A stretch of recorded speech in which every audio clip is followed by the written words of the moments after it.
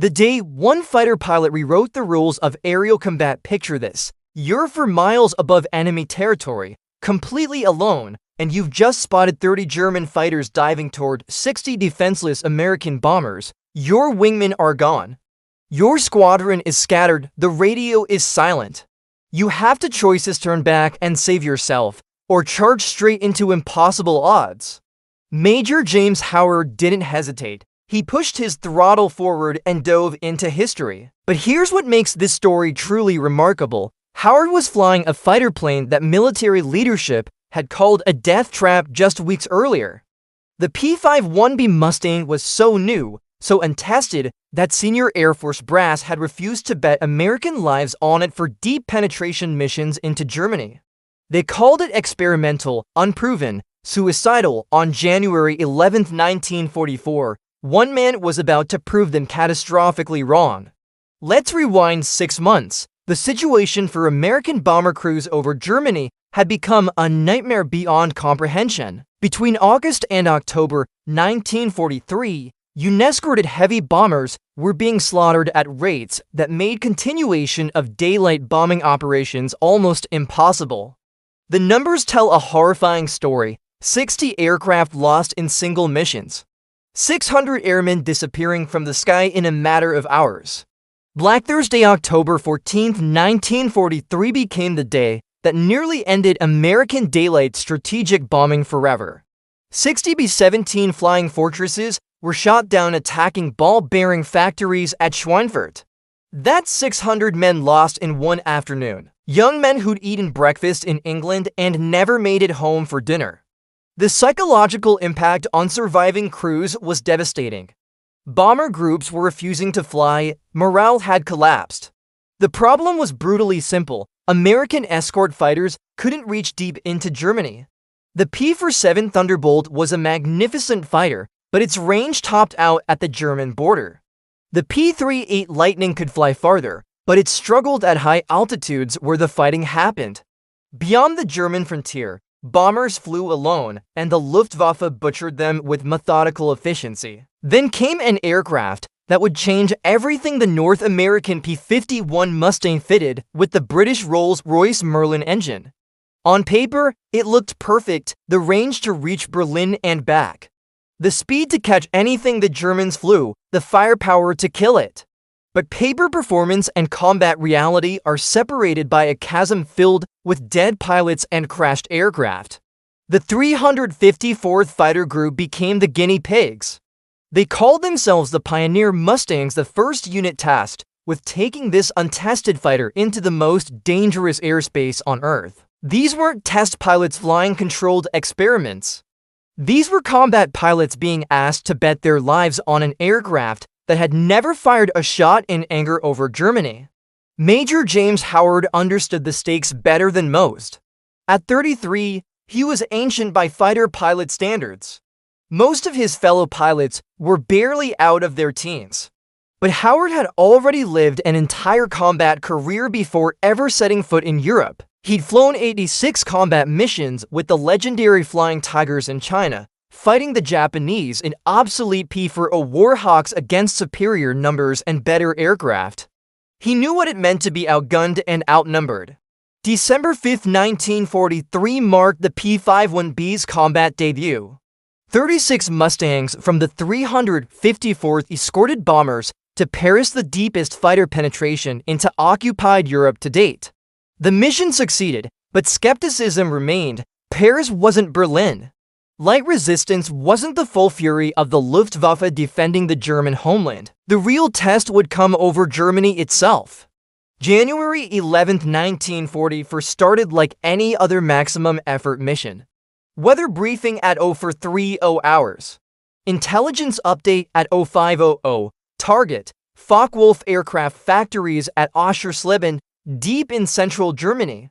The bombing would cripple German fighter production if successful, if the bombers could survive long enough to drop their loads. Howard lifted off from RAF Boxted at 08 for 7 hours. His P-51B, aircraft number for 36315, carried 280 gallons of internal fuel plus to 75-gallon drop tanks. Total fuel load, 430 gallons. At cruise power settings, that gave him roughly 4 hours of flight time. At combat power full throttle, maximum RPM fuel consumption doubled, maybe tripled during high-G maneuvering.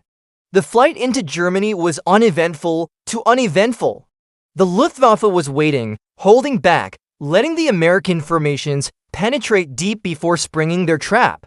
It was sound tactical doctrine: let the Americans burn fuel flying in, then hit them when they're committed, low on gas and far from help. At 11:14 hours, Howard's first ship flight was cruising at 28,000 feet, positioned above and behind the bomber stream. Below them, 60 B-17s from the 401st Bomb Group droned toward their target in tight defensive boxes. Each bomber bristled with 13 .50 caliber machine guns, but that firepower was meaningless if fighters could position properly and attack from angles the gunners could end cover. Howard's radio crackled, ground control warning, large enemy formation assembling, bearing 090, altitude 20,000 feet. The Luftwaffe was coming. Then everything went wrong simultaneously. A separate formation of German fighters 40 or more appeared from the north, diving toward a different bomber group. Howard's flight leader made the instant decision: break off, intercept the northern threat. Standard fighter doctrine: engage the immediate threat. Protect the most vulnerable bombers. 3 P-51s broke hard left, chasing the northern formation. Howard started to follow, then hesitated. Something felt wrong. He glanced down at the 401st Bomb Group, still proceeding toward their target, and that's when he saw them, 30 German fighters, Messerschmitt Bf-109s and Focke-Wulf FW-190s, dropping out of the sun at 23,000 feet, positioning for attack runs on the undefended bombers below him. The northern attack was a feint.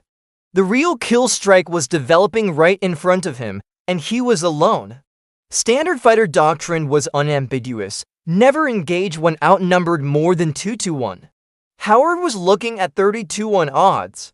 The tactically sound decision was obvious: rejoin his flight, escort the other bomber group, live to fight another day. 60 B-17s and 600 American airmen weren't his responsibility once his flight had broken off. But Howard had spent 86 missions in China watching outgunned pilots choose between sound tactics and doing what needed to be done.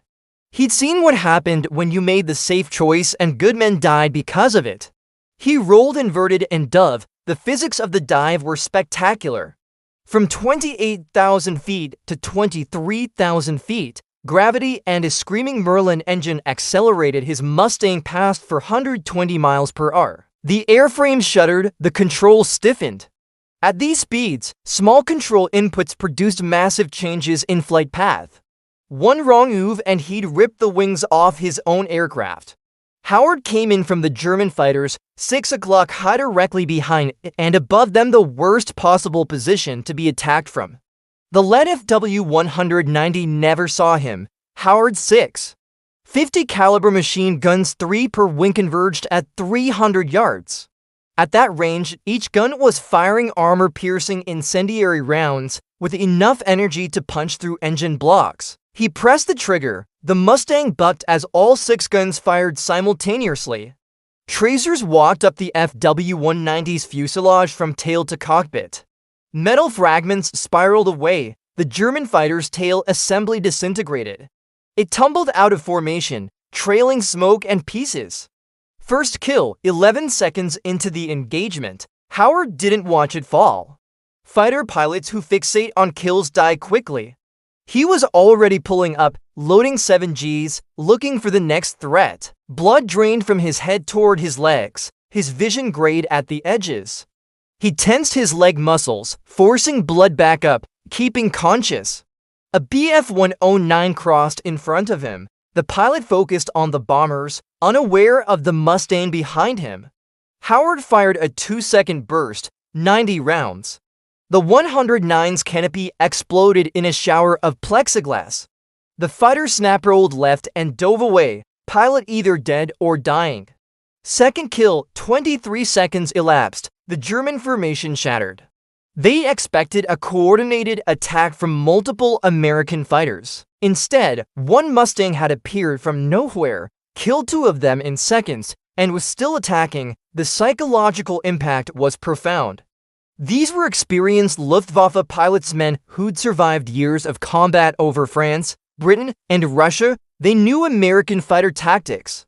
This wasn't American tactics, this was something else entirely. Howard climbed back to altitude, positioning himself between the reforming German fighters and the bomber stream. His tactical situation was absurd, one fighter defending 60 bombers against 30 attackers. The mathematics were impossible. He couldn't be everywhere simultaneously. The Germans would split their formation, attack from multiple directions, overwhelm him through sheer numbers. But Howard had one advantage the Germans didn't expect. He wasn't trying to win, he was trying to disrupt. Every second he forced German fighters to deal with him was another second they were shooting at bombers. Every attack run he spoiled was 600 pounds of bombs that would hit the target instead of falling from a dying aircraft. The Germans reformed and came at him again. This time they were ready, no more surprise, no more easy kills. Just a knife fight at 24,000 feet, where one mistake meant death. 3 Bf-109s approached head-on in a tight V formation. Closing speed over 700 miles per hour. The combined firepower of 4 fighters Howard's 6.50 calibers against their 320mm cannons and multiple machine guns would create a cone of death half a mile long. Both sides opened fire at 600 yards.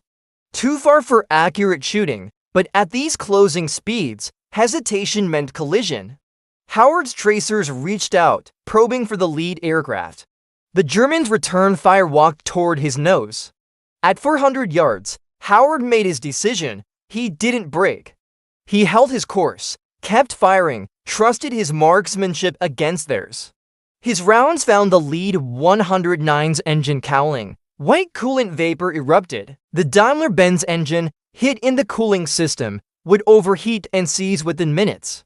At 200 yards, the damaged 109 broke left. Its wingman followed. They blinked first. Third kill confirmed. Inside the bomber formation, men were watching.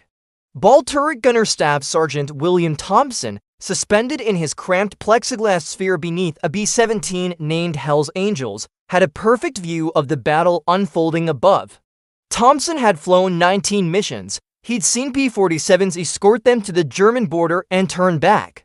He'd seen P-38s struggle at altitude. He'd never seen anything like this. One silver P-51, twisting and turning through a sky full of German fighters, never stopping, never running, always attacking.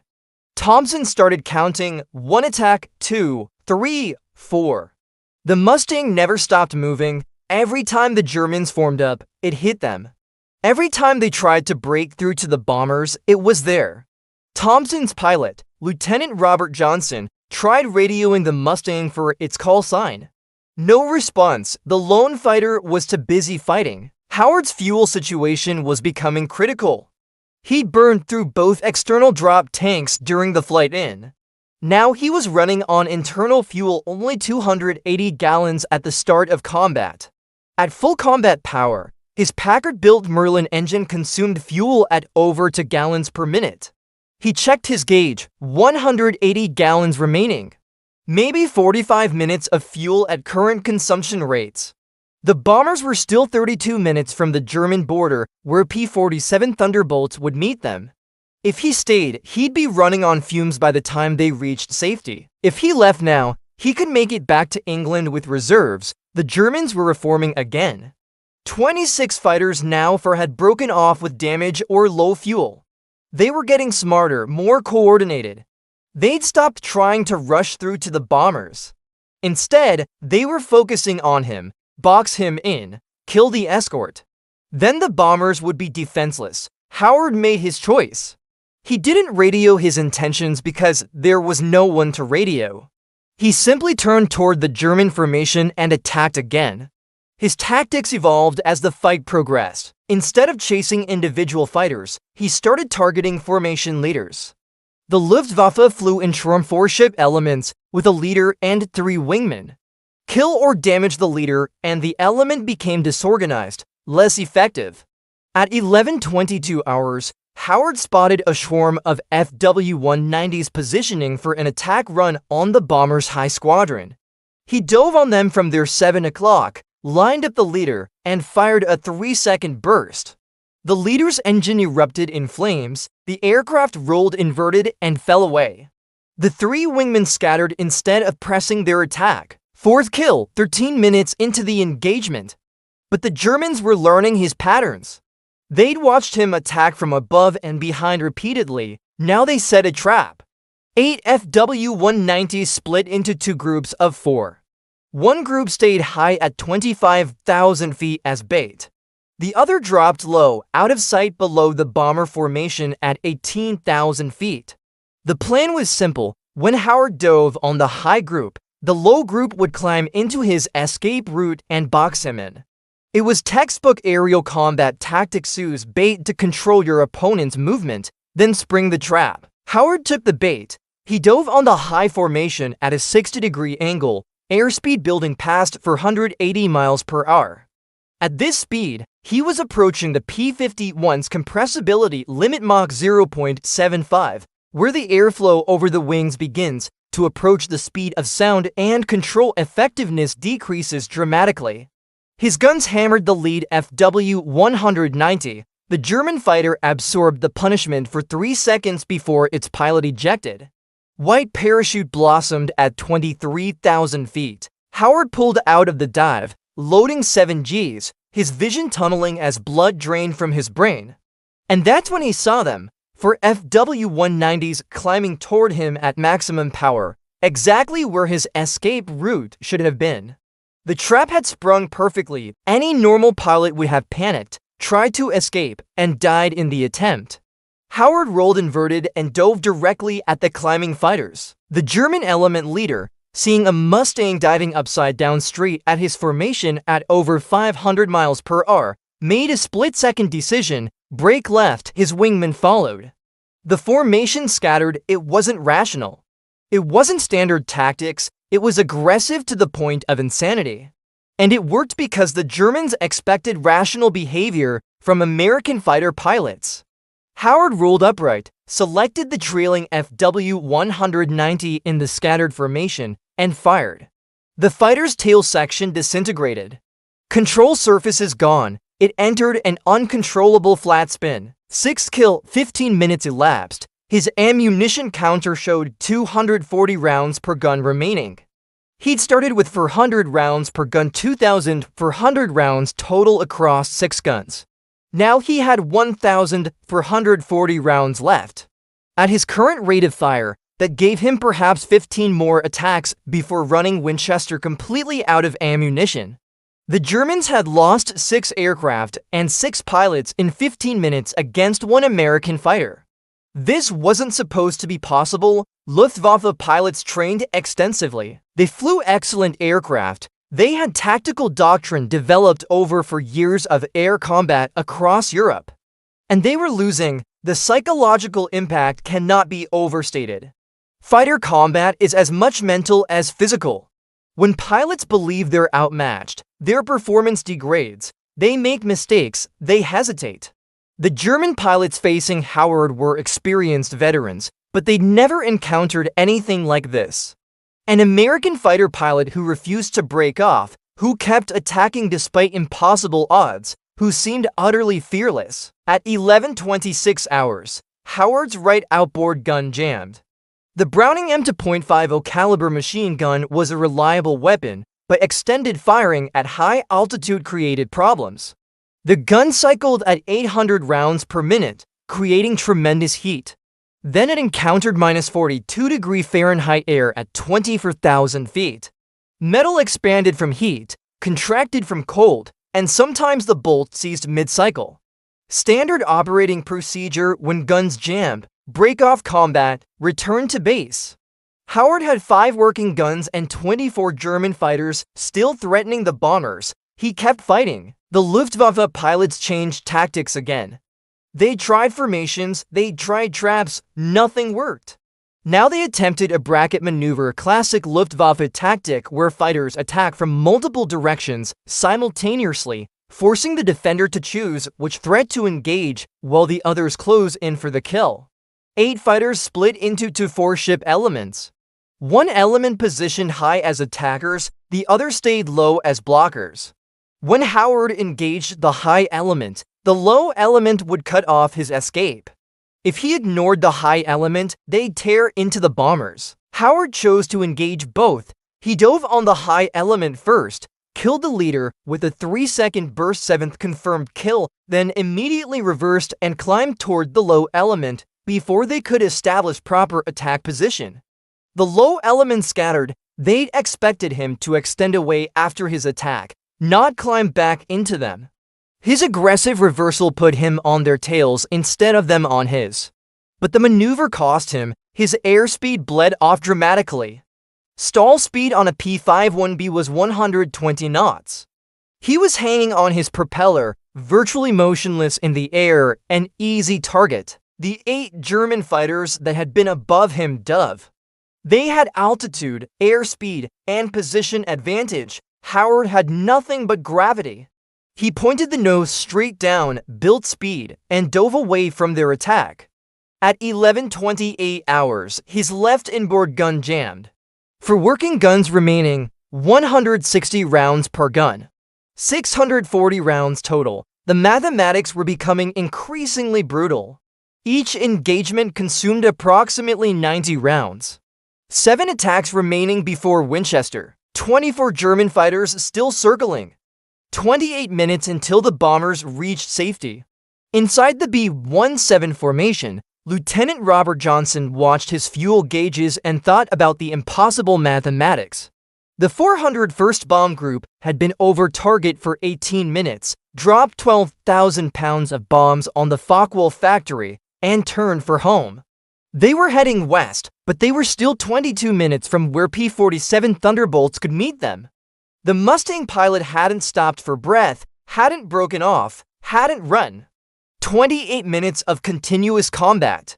He'd seen hundreds of fighters in that time, American, British, German. He'd never seen anything remotely like this. At 11:33 hours, Howard's ammunition counter hit 100 rounds per gun. 400 rounds total across for working guns. At 90 rounds per attack, that meant for more engagements. Maybe 5 if he used short bursts. The fuel gauge read 73 gallons. At combat power consumption of 2.1 gallons per minute, that was 35 minutes of fuel remaining. The bombers were 19 minutes from friendly lines. If he left now, he'd make it home with minimal reserves. 22 fighters in 3 waves, 8 fighters targeting the lead squadron, 7 going for the high squadron, 7 positioning to catch stragglers. It was perfect tactical execution, multiple attack angles, overwhelming force, coordinated timing. Against normal escort procedures, for 2 fighters per bomber box, this attack would devastate the formation. There was 1 escort, and he was almost out of ammunition. Selected the leftmost FW-190, fired a 1-second burst, 30 rounds. The fighter's engine cowling shattered. It rolled away trailing black smoke, 7th confirmed kill, couldn't follow him up. At the top of the climb, he hammer-headed a maneuver where the aircraft pivots on its tail and dove back down onto their tails. He lined up the trailing Bf-109, fired a 1-second burst. The 109's tail sheared off completely, the aircraft tumbled end over end. 8th confirmed kill. The 3rd wave was climbing toward him, 7 fighters. Howard was below them now, out of energy, out of altitude advantage. They had the sun, they had numbers. They had working guns. Howard turned into them and climbed. Instead, the silver P-51 was climbing straight toward them, head-on, against 7-1 odds. Howard's 3 remaining guns rattled 90 rounds in 3 seconds. At 50 yards, the Bf-109's propeller exploded. Fragments tore through its own engine. The fighter snap-rolled left, out of control. Howard flashed through the formation, 6 fighters behind him now, all firing. Tracers passed above his canopy, below his wings. One round punched through his left horizontal stabilizer, the horizontal tail surface. The Mustang shuddered, control response became mushy, delayed. He shoved the stick forward, dove for the cloud deck at 15,000 feet. The Germans followed. Inside the clouds, Howard executed a maneuver that would become legend in fighter pilot training. He pulled the throttle back, rolled inverted, waited 10 seconds, rolled upright, pulled up hard, and broke back out above the clouds directly behind the pursuing Germans. He selected the last fighter in their string, an FW-190, and fired a 2-second burst. 60 rounds, the canopy blew off. The pilot slumped forward. The fighter entered a spin at 1,138 hours, 24 minutes into the engagement. Howard's tactical situation had deteriorated to the point where survival seemed impossible. He had to working guns out of 6, 160 rounds of ammunition. Damaged flight controls, 58 gallons of fuel. The bombers were 16 minutes from safety. P-47 Thunderbolts were visible in the distance, black dots coming from the west, but they were still 12 minutes away. 12 minutes might as well have been 12 hours. Low pressure, the Germans formed up line abreast. All 19 fighters in a straight line stretching across to miles of sky. No fancy tactics anymore, just mass and firepower. When they opened fire, it would create a wall of lead half a mile wide. 19 German fighters in line abreast formation. One American Mustang with 2 working guns and 160 rounds. The range closed, 1,000 yards, 900, 800. Their rounds fell away before reaching Howard's aircraft.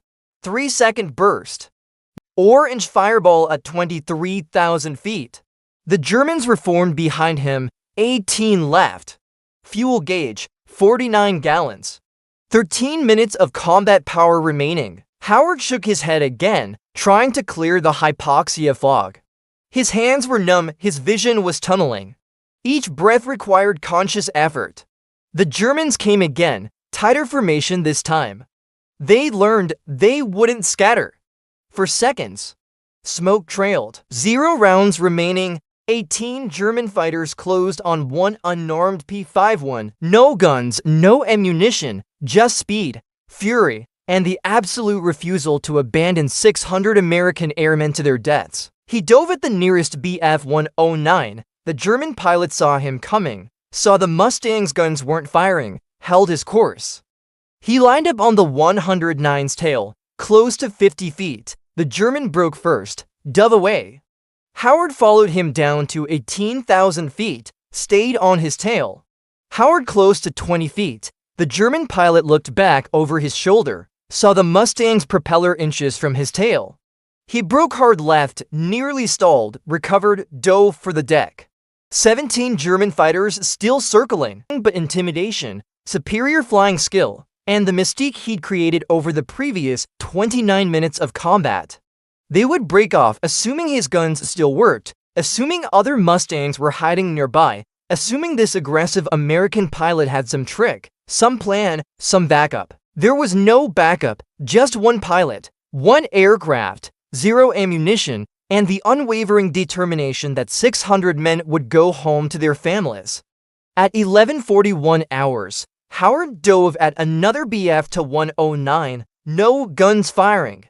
Howard followed through the break, stayed on his tail through to full rolling scissors, a series of alternating turns where each pilot tries to get behind the other. After 40 seconds of pure maneuvering, no shooting, just flying, the German disengaged. Dove away, gave up.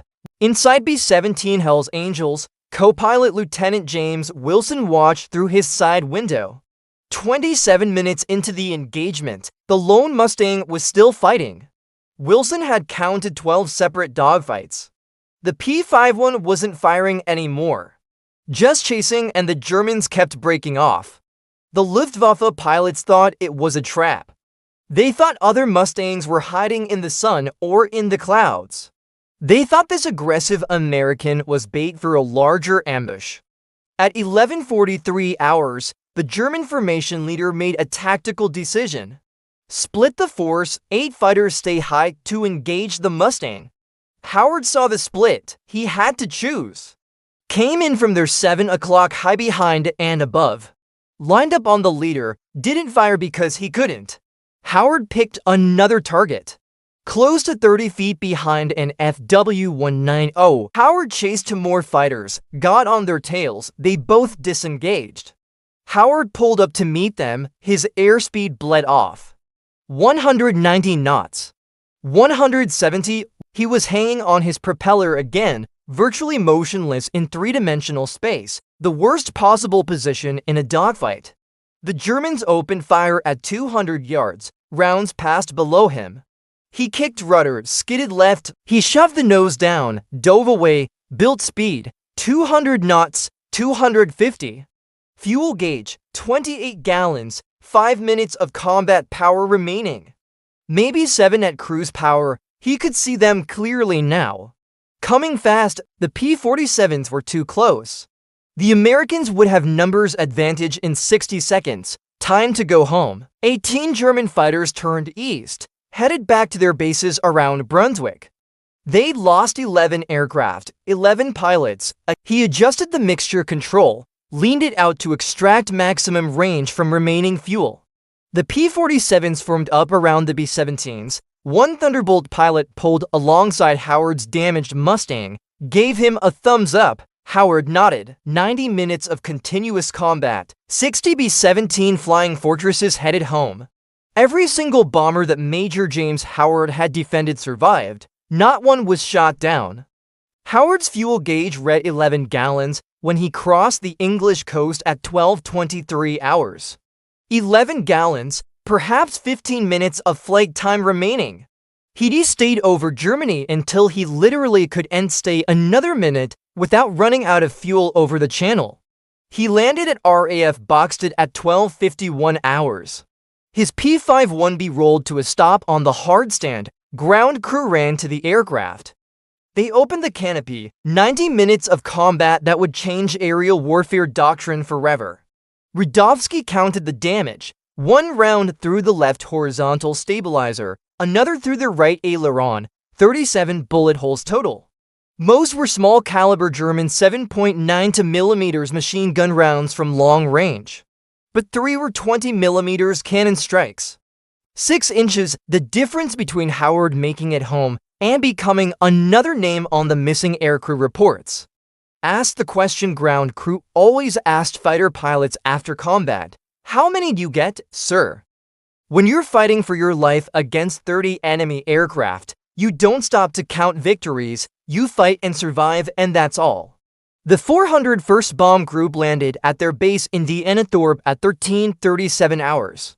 Every aircraft returned, every crew intact. Lieutenant Robert Johnson climbed out of his B-17. His ball turret gunner, Staff Sergeant William Thompson, found the group intelligence officer. Told him about the lone Mustang, 30-plus minutes of combat. 1 fighter defending 60 bombers. 18 different bomber crews reported identical accounts. The 8th Air Force launched an investigation. Not because they doubted the reports, but because they needed to understand what had happened. Checked mission logs. Only 1 P-51 from the 354th Fighter Group had remained with the bombers that long. Gun camera footage film from cameras mounted in the wings that activated when guns fired showed 11 confirmed kills. Multiple bomber crews provided sworn statements about defensive actions that saved their formation.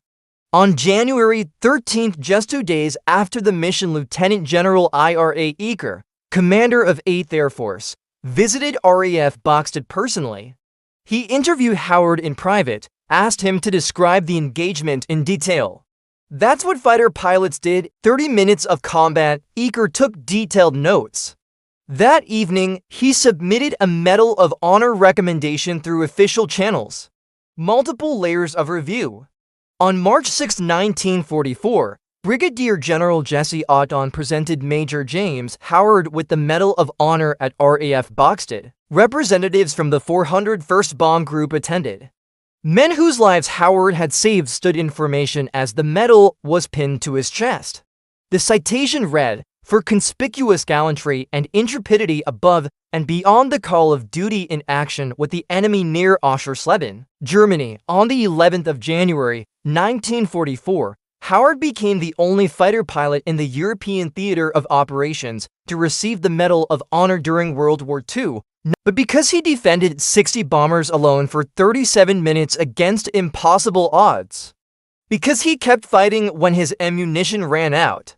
Because 600 American airmen went home to their families when they shouldn't have survived. The mission changed fighter doctrine permanently. Before January 11, 1944, American fighters flew defensive escorts staying close to bomber formations, protecting them reactively. After Howard's mission, fighters were authorized to pursue attackers aggressively to hunt enemy aircraft rather than simply defend bombers. The 354th Fighter Group, the Pioneer Mustangs, had proven the P-51B could fight and win at any odds. Within 3 months, 14 of 15 8th Air Force fighter groups converted to Mustangs. By December 1944, P-51 Mustangs were escorting bombers to Berlin and back 1,400-mile round trips. The Luftwaffe could no longer hide anywhere in Germany. Allied fighters could reach every target, every factory, every airfield. Bomber losses dropped from 9% per mission in October 1943 to less than 2% by spring 1944. The strategic bombing campaign that nearly failed in 1943 succeeded in 1944 because of fighters like the P-51 and pilots like James Howard. But there's something else, something the official reports don't capture. Something the medal citation doesn't mention, the bomber crews never forgot. After the mission, word spread through 8th Air Force bomber groups. A lone Mustang, one pilot, 37 minutes. Men started asking questions. Who was he? What squadron? The 401st Bomb Group tracked down Howard's unit. On January 18, 7 days after the mission, crews from the 401st traveled to RAF Boxted. They found Howard, shook his hand, thanked him. Some cried. Staff Sergeant William Thompson, the ball turret gunner, who watched the entire fight from his suspended sphere beneath the B-17, told Howard he decounted every engagement. Told him he'd never seen anything like it. Told him he owed his life to that silver P-51. Thompson survived 23 more missions. Made it home to Pennsylvania. Named his first son James. The 354th Fighter Group continued operations until May 8, 1945. That day, the Pioneer Mustangs flew their last combat mission over Germany that morning. Final tally: 701 aerial victories. More than any other American fighter group in the European theater. 42 pilots became aces pilots, with 5 or more confirmed kills. But they paid a price: 128 P-51s lost in combat. 60 pilots killed or missing, 54 captured. Howard flew 26 more combat missions after Oschersleben. He shot down 6 more German aircraft, total kills, 17, but he was never alone again. Fighter Command changed escort procedures after his mission. No more solo operations, no more individual heroics. Flights stayed together. Mutual support. Howard agreed with the policy completely. What he'd done on January 11th was necessary. It wasn't repeatable. It shouldn't be attempted. He'd survived through skill, determination, and extraordinary luck. The next pilot who tried it would probably die. Howard survived the war. Returned to the United States in November 1944. The Navy, his original service branch, before joining the Flying Tigers, offered him a position as a test pilot. He accepted. He flew jets, tested carrier operations, helped develop fighter tactics for the Korean War. He retired as a brigadier general in 1966. He died on March 18, 1995, at age 84. He lived long enough to see the P-51 Mustang recognized as one of the greatest fighter aircraft ever built. Long enough to see his Medal of Honor mission studied by every fighter pilot in the United States Air Force. The 354th Fighter Group's legacy lives on today. Every fighter pilot trains on the lessons Howard proved on January 11, 1944. Aggression wins fights. When outnumbered, attack. Force the enemy to react to you instead of executing their plan. Speed is life. The faster aircraft controls the engagement. Use the speed to attack and disengage at will. Altitude is life insurance. Height provides potential energy that converts to speed or maneuverability when needed. Never leave your bombers. The mission isn't killing enemy fighters. The mission is protecting the men who depend on you. And sometimes, just sometimes, one pilot in the right place at the right moment can change everything. James Howard didn't just save 600 lives that day over Auschwitz. He proved what one determined pilot in an untested fighter could accomplish against impossible odds. He showed that innovation, courage, and skill could overcome any numerical disadvantage. He became the standard every fighter pilot measures themselves against.